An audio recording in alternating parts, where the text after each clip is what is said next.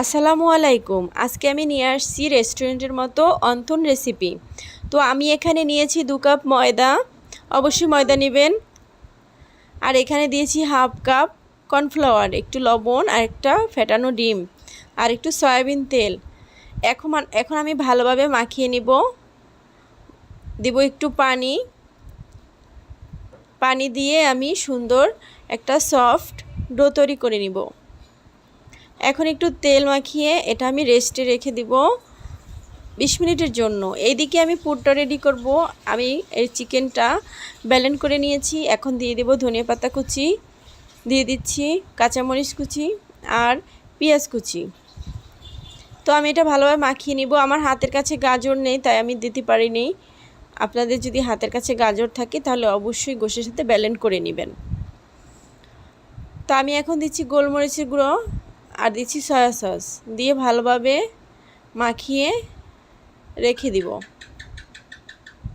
এখন রুটি তৈরি করার পালা।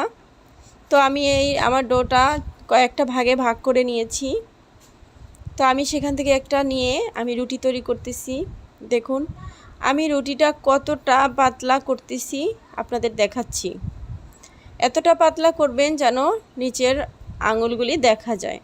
তো এখন অসমান অংশগুলি চারপাশ থেকে কেটে নেবেন, তাহলে অনথনের শেপটা সুন্দর আসবে। এখন একটু কর্নারে চামিচ দিয়ে একটু পুর দিয়ে দিলাম আর চারপাশে পানি লাগিয়ে নিলাম। এটা আটার কাজ করবে। এখন ওই কণা উঠিয়ে এই কর্নারে মিলিয়ে দিলাম, তারপর একটু চারপাশ চেপে চেপে লাগিয়ে দিব। পরে এই কর্নারে একটু পানি লাগিয়ে 2 সাইড দিয়ে এনে এভাবে মিলিয়ে দিব। বাস, অনথনের শেপ একেবারেই রেডি, পারফেক্ট অনথনের শেপ। তো আমি এভাবে সবগুলি বানিয়ে নিয়েছি। আমি তেল গরম দিয়েছিলাম, তেলটা হালকা গরম থাকা অবস্থায় অনথনগুলো দিয়ে দিচ্ছি। এখন আমি এগুলো একটু ব্রাউন করে ভেজে নিব। তো এই যে ভাজা হয়ে গেছে, এখন তুলে নেওয়ার পালা। তেল ঝরিয়ে নিচ্ছি। এই যে আমার সবগুলি ভাজা শেষ। দেখুন কি সুন্দর হয়েছে দেখতে। পারফেক্ট অনথন বানাতে চাইলে অবশ্যই আমার রেসিপি ফলো করবেন।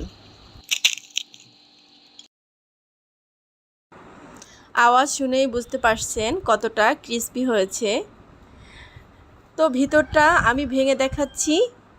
ভিতরে চিকেনের পুরটা কতটা সুন্দরভাবে সেদ্ধ হয়েছে।